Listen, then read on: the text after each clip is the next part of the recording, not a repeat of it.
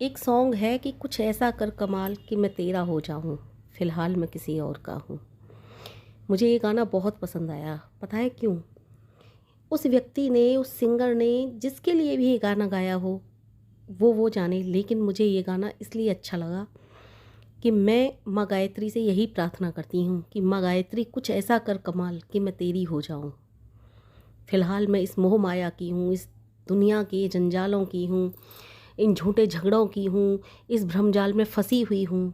तो मुझे ये गाना बहुत ज़्यादा पसंद आया। इसका एक एक बोल आप कभी सुन कर के देखना और माँ गायत्री की तरफ ध्यान लगा करके सुनना इस गाने को। बहुत अच्छा लगा मुझे ये गाना। और एक गाना और है, मैं ये बात इसलिए बता रही हूँ कि ये सिंगर चाहे किसी भी रूप में गाना गाते हों, लेकिन यदि हम अपने भाव को अच्छे से रख कर के और जिनको हम दिल में रखते हैं, हृदय में रखते हैं, उनके लिए इस गाने को आंखें बंद करके सुने, ध्यान लगा करके सुने, तो वास्तव में हम इन गानों में खो जाते हैं। तो एक सॉन्ग और है, वो है, मैंने पूछा चांद से कि मेरे यार सा हंसी देखा है कहीं, चांद ने कहा चांदनी की कसम नहीं नहीं। तो ये गाना भी मुझे बहुत अच्छा लगा। संसार में बहुत खूबसूरत होते हैं, मैंने माना स्त्री पुरुष बहुत खूबसूरत खूबसूरत होते हैं, लेकिन वास्तव में ऐसा खूबसूरत तो एक ही हो सकता है जो जिसकी कसम चांदनी की कसम खा करके कहे कि ऐसा हंसी नहीं देखा, वो परमपिता परमेश्वर ही हो सकता है। उससे ज़्यादा खूबसूरत तो संसार में कोई हो ही नहीं सकता। ये सॉन्ग भी मुझे इसलिए पसंद आया, चाहे उसने किसी के लिए भी गाया हो वो सॉन्ग सिंगर ने, लेकिन मुझे ये सॉन्ग इसलिए पसंद आया जब उसने कहा ना, चांद ने कहा चांदनी की कसम नहीं नहीं। तो इतना सुंदर कौन हो सकता है संसार में? इतना सुंदर तो सिर्फ परमपिता परमेश्वर ही हो सकता है, चाहे उसने किसी के लिए भी कहा हो। और जिसने गाया है वो ये बात को वो भी जानता है कि इतना खूबसूरत कोई हो ही नहीं सकता कि चांद चांदनी की कसम खा कर कहे। हो सकता है तो सिर्फ परमपिता परमेश्वर ही हो सकता है। तो ये जो गाने हैं इनमें भी एक अद्भुतता छिपी हुई है। जब हम इन गानों को सुनते हैं और ध्यान लगा कर के समझते हैं, तो हमें वास्तव में मालूम पड़ता है कि हाँ, ये गाने वास्तविकता में बड़े खूबसूरत हैं। इन गानों में ऐसी वास्तविकता छिपी हुई है जो सिर्फ और सिर्फ ईश्वर के लिए ही छिपी हुई हो सकती है। तो सिंगर चाहे किसी भी रूप में गाना गाते हों, किसी भी तरह से गाना गाते हों, लेकिन हम इन गानों को ध्यान लगा करके सुने तो हम अपने परमपिता परमेश्वर की लीला का भी ध्यान कर पाते हैं कि हाँ, जिसने ये इतनी सुंदर सृष्टि बनाई, जिसने इतना सुंदर संसार रचा, चांद सूरज तारे जिनकी कोई तुलना ही नहीं, जिनका कोई जोड़ ही नहीं, हमारे लिए तो भी लाइट के लिए, प्रकाश के लिए एक बल्ब जलाने की ज़रूरत होती है।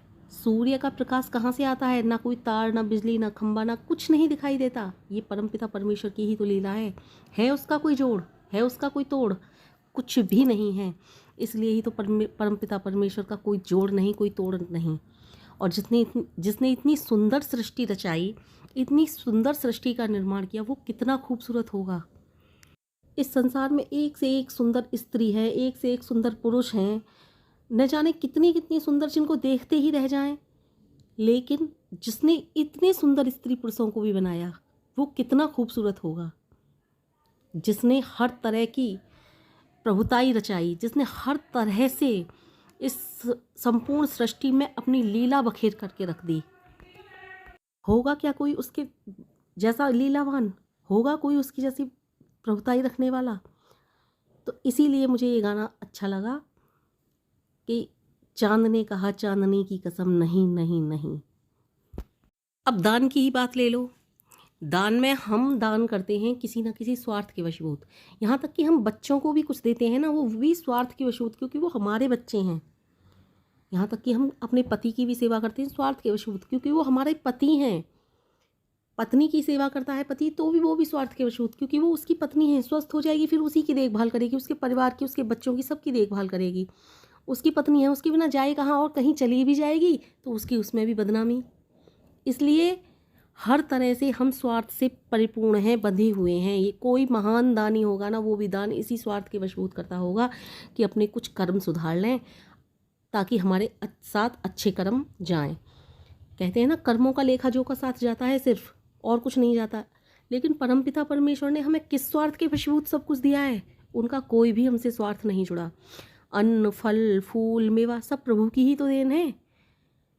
उन्होंने ही तो इस तरह के बीजों का निर्माण किया जो ये सब हमें मिल सकें। उनको किस बात की का स्वार्थ है कि ये मैं अपने बच्चों के लिए ये करूं ताकि मुझे ये मिलेगा। उनको कोई स्वार्थ नहीं। दानी में वो महान दानी है, उसके बराबर कोई दानी नहीं हो सकता। और यदि कंजूसी में आ जाए तो वो महाकंजूस भी है। देखा है आपने सूखा पड़ते हुए एक एक बूंद को किसान तरसते हैं उस समय, तो वो उस समय कंजूसी भी करता है ना, दिखा देता है कि कंजूस मेरे जैसा कोई कंजूस हो सकता है, निष्ठुर हो सकता है। जब दया ना आए तो कौन दया करेगा, और वो महादयालु भी है, तो उसके बराबर तो होड़ कोई कर ही नहीं सकता। कहने के लिए वो सब कुछ है, खूबसूरती उसमें कूट कूट कर भरी हुई है। इसीलिए तो उसने इतनी खूबसूरत दुनिया का निर्माण किया। कहीं खूबसूरती में आप घुस जाइए, आपका निकलने का ही मन नहीं करेगा, इस दुनिया से ही निकलने का मन नहीं करेगा। इतनी खूबसूरत खूबसूरत फूल फल मेवा, इतनी खूबसूरत खूबसूरत चीज़ें बना दी प्रभु ने, तो कहीं आपका निकलने का मन करेगा? कभी निकलने का मन नहीं करेगा। इसलिए ही तो वो खूबसूरत है।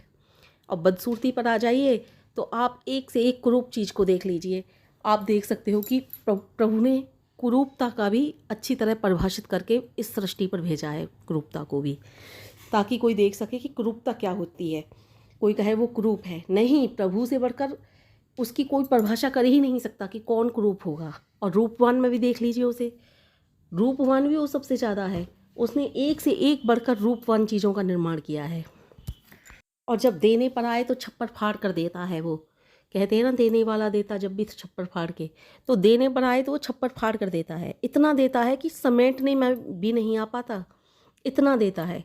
और जब लेने पर आए तो इतना ऐसे ले लेता है कि आदमी रो रो कर बेहाल हो जाए, लेकिन उसे दया नहीं आती। तो कहने को वो दयालु भी है, निष्ठुर भी है, रूपवान भी है, कुरूप भी है, वो जीवन भी है और वो मरण भी है, वो सब कुछ है। उसकी भाषा और परिभाषा, वो सब कुछ वही है। उसका समझ नहीं आता कि वो क्या है। इसीलिए मुझे ये सॉन्ग बहुत पसंद आए। मुझे फिल्मी तौर तरीके से सुनो तो उनके लिए पसंद आते होंगे, लेकिन मैंने इन सॉन्ग को इस तरह से सुना तो मुझे एकदम मेरे हृदय को छू लिया।